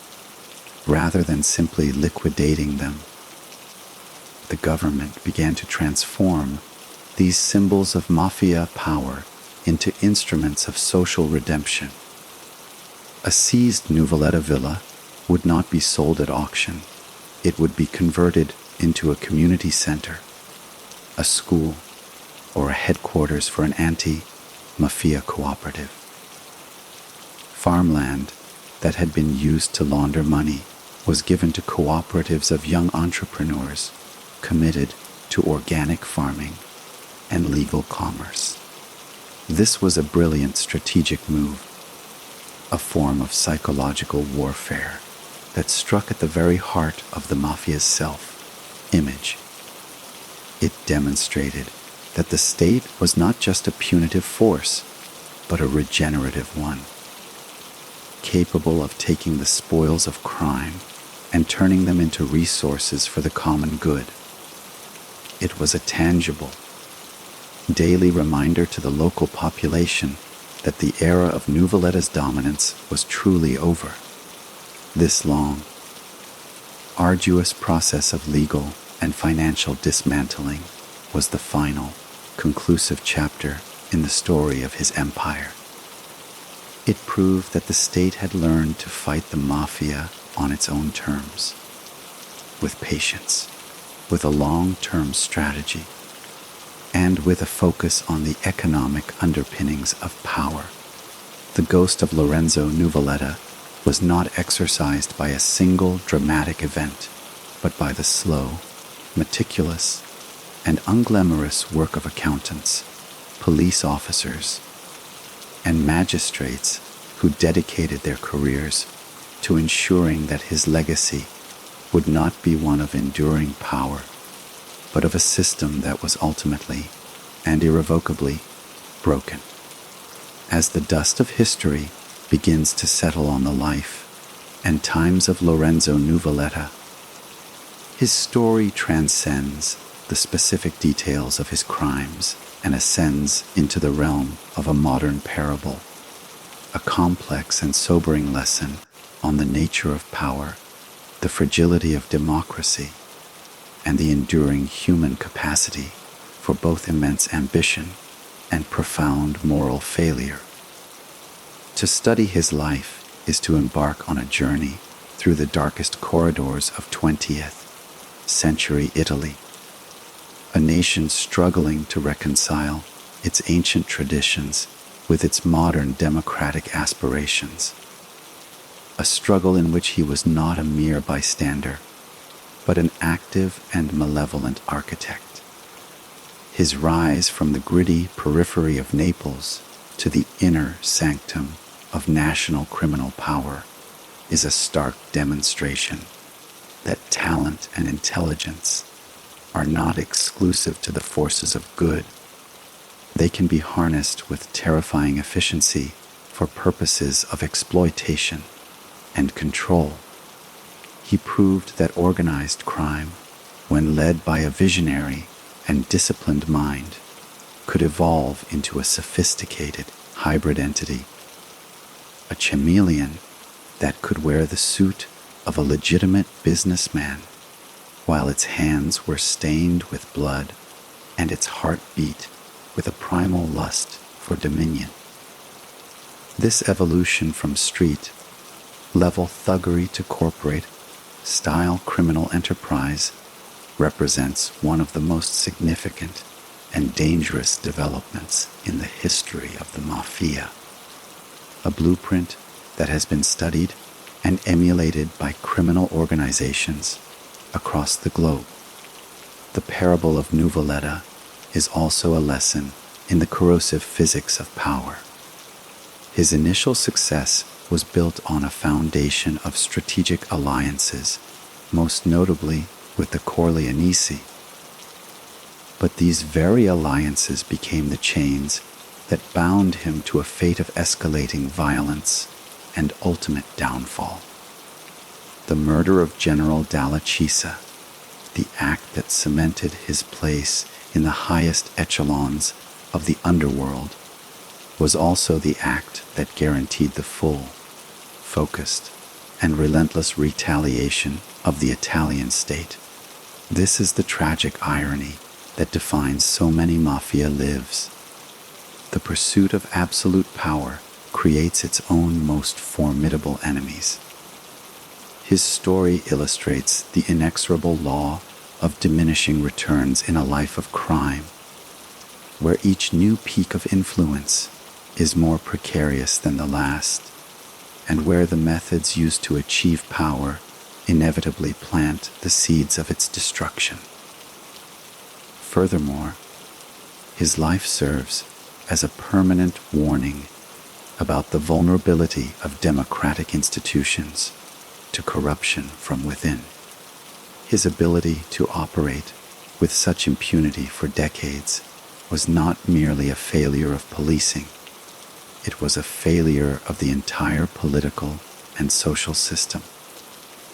It revealed how easily the arteries of a democracy can be clogged by the plaque of vested interests, cronyism, and fear, the seamless way in which his clan infiltrated local governments, corrupted public officials, and perverted the very purpose of public works contracts is a masterclass in institutional subversion. It stands as a cautionary tale for any society, a reminder that the rule of law is not a self-sustaining force, but a fragile construct that requires constant vigilance, a free press, and an independent judiciary to protect it from those who would seek to turn it into a tool for private gain. On a human level, the parable is one of profound isolation. For all his wealth and fear inspired respect. Lorenzo Nuvoletta's world grew progressively smaller, culminating in the claustrophobic existence of a fugitive dying in a sealed apartment. The power he sought so relentlessly ultimately became his prison, cutting him off from the sunlight, from genuine human connection, and from any possibility of peace. The image of the corporate godfather is stripped away to reveal a man who, in his final moments, was alone with the consequences of his choices, a king without a kingdom, a legend trapped in a dying body. His story, therefore, is not one of glamour or triumph, but of a deep, existential emptiness that lies at the core of the mafia promise. It is a story that continues to resonate because the forces he represented are not extinct. The intertwining of political and criminal power, the exploitation of economic disparity, the pollution of the environment for profit, and the appeal of tribal loyalty in an increasingly fragmented world. These are not historical artifacts. They are ongoing challenges. The life of Lorenzo Nuvoletta is a mirror held up to our own time, reflecting the perennial dangers of unchecked ambition and the eternal struggle between the collective good and the predatory instincts of the few. He is a figure from the past whose shadow stretches long into the present, a ghost whose whispered story carries a simple, urgent, and timeless message that the price of such power is always, inevitably, the soul. And so we arrive at the end of our journey, a voyage through the shadows of a life that was as consequential as it was clandestine, a narrative that has taken us from the sun-drenched, treacherous landscapes of Campania to the hidden meeting rooms of the mafia's high command, and finally, to the quiet, lonely death of a king in a hidden room. The story of Lorenzo Nuvoletta, the Neapolitan Godfather, is now complete, not as a celebration, but as an unflinching examination, a detailed map of a path that led to immense power and ultimate ruin. We have witnessed his rise, a masterclass in patience and strategy, where he transformed his clan from a local force into a corporate criminal enterprise, forging an alliance with the most feared faction of the Sicilian Cosa Nostra that elevated him to a status no Camorrista had ever achieved. We have stood in the shadow of his peak, a period where his influence stretched across Italy, where he played a role in the most audacious crimes of the era, including the assassination that shook the nation, and where his financial tentacles reached deep into the legitimate economy, corrupting everything they touched. We have traced his long, slow downfall, a descent triggered by the very alliances that built his empire, as the state, armed with new laws and the courage of collaborating witnesses, began its relentless pursuit, forcing him into the life of a ghost, a fugitive watching his legacy crumble from a series of darkened safe houses. And we have seen the aftermath, the posthumous dismantling of his wealth and the scattering of his clan, a testament to the enduring, if often delayed, force of justice. This story was presented to you, from beginning to end, pieced together from a multitude of sources: judicial documents, historical records, and the testimonies of those who broke their oath of silence, with the sole purpose of bringing a comprehensive and accurate account to you, the listener. Our aim was never to glorify, but to understand, to illuminate the mechanics of power and the profound consequences of a life lived outside the boundaries of law and morality. The tale of Lorenzo Nuvoletta is more than a biography. It is a permanent part of Italy's modern history, a dark thread woven into the national fabric, a reminder of a time when the state was weak and the underworld was strong. But his story is also universal. It speaks to the timeless themes of ambition and corruption, of the intoxicating allure of power and the isolation it ultimately brings. It shows us that the most successful criminal is not the loudest or the most brutal, but often the quietest and the most strategic, the one who understands that true control comes from dominating the economy and the political system, not just the street. His life is a lesson in the cost of such control, a price paid not in currency, but in humanity, in freedom, and in the very soul of the land he called home. The farmlands he once dominated are still recovering from the poison his system spread, and the institutions he corrupted have had to fight for decades to regain a semblance of integrity. His legacy is a mixed one, a name that commands a fearful respect in the underworld, a case study for magistrates and historians, and a warning for generations to come. As this narration concludes, we bring our gaze from the past to the present. The world has moved on, but the challenges he represented have not vanished. The fight against organized crime, in all its evolving forms, continues every day, carried on by the courage of magistrates, journalists, law enforcement officers, and ordinary citizens who refuse to be silenced. If this deep dive into the hidden history of power has captivated you, if it has offered you a new perspective on the forces that shape our world from the shadows, then your journey of understanding does not have to end here. We invite you to become a part of this ongoing conversation. Please Show your support for this channel by liking this video, subscribing for more meticulously researched content into the untold stories of history, and ringing the notification bell so you never miss a new exploration. We rely on you, our audience, to help us continue this work, to keep bringing these complex narratives into the light. Share your thoughts in the comments below. What aspect of Lorenzo Nuvoletta's story did you find most shocking? What lessons do you believe his life holds for us today? Your engagement is what fuels this channel and allows us to delve deeper into the stories that matter. Thank you for your time, for your attention, and for your commitment to understanding the full, unvarnished truth.